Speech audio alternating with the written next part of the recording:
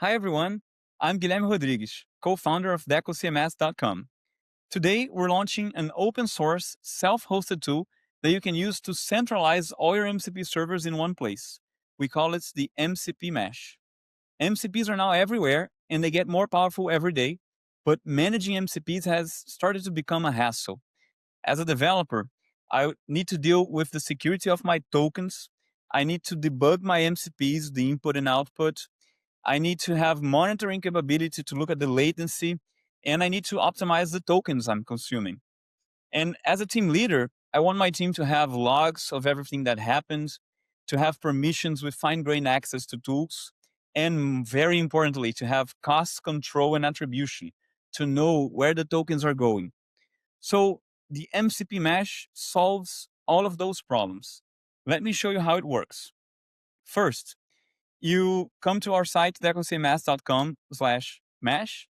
You have here a comment, again, remembering that this is an open source product, so you can give us a star here and take a look at how we built this, participate with us, uh, post an issue, a pull request, and you can start simply by copying this comment here. I already have it in my terminal, and it grabbed my ports 3000, and it also created a SQLite database here.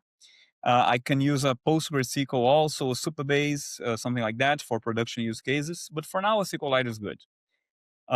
Let's go to this URL, and we have this beautiful login page.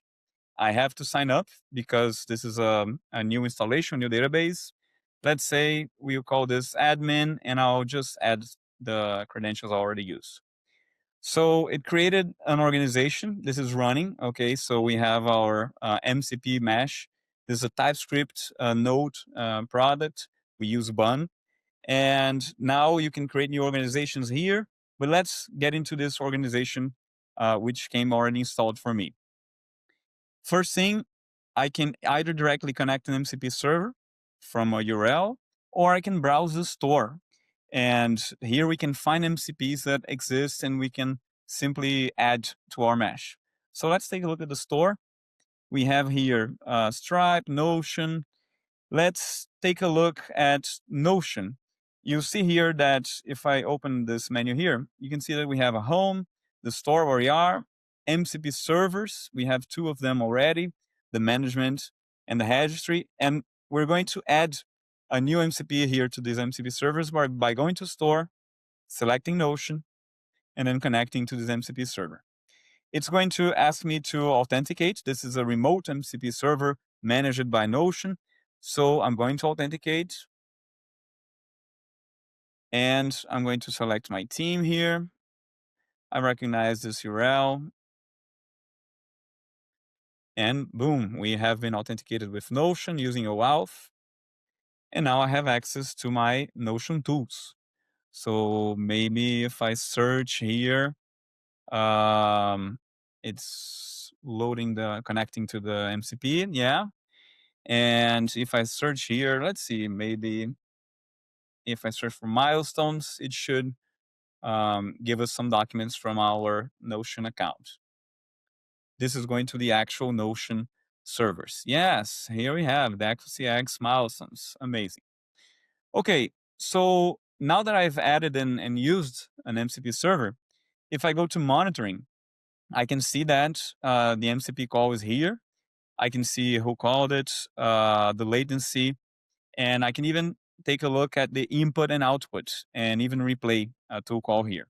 So this is already very useful for local development, just being able to see precisely which calls they're doing and centralizing everything here. I have been finding this very useful in my personal and our company's projects.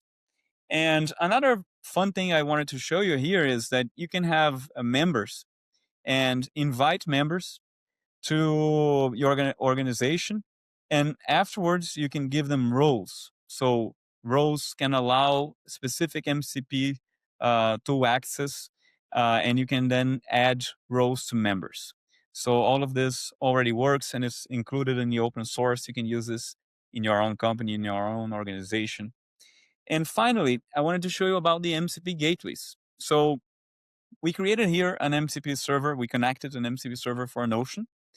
And let's say I want to expose a part of these tools. These are too many tools. I don't want to expose create database, create pages. I want to expose a subset of these tools to my cursor.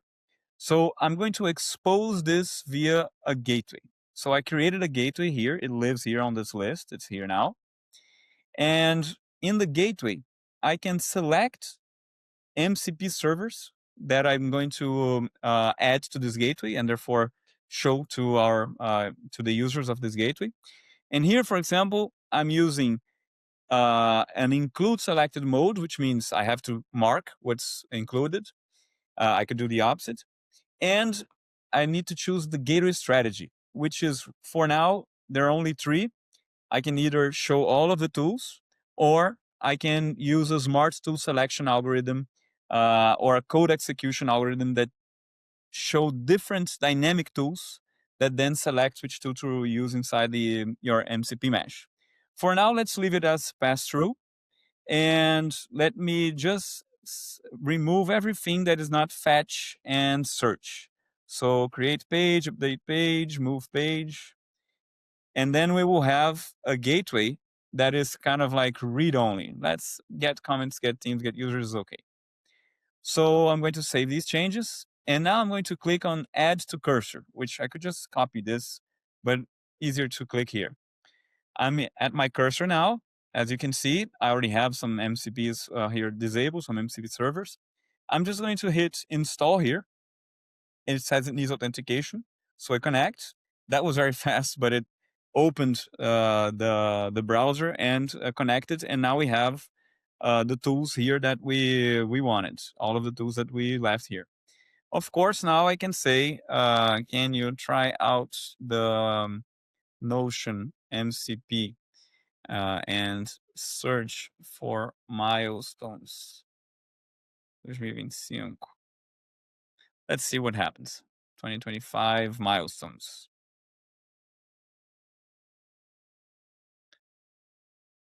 So cursor is going to recognize that he has access to this Notion search tool here.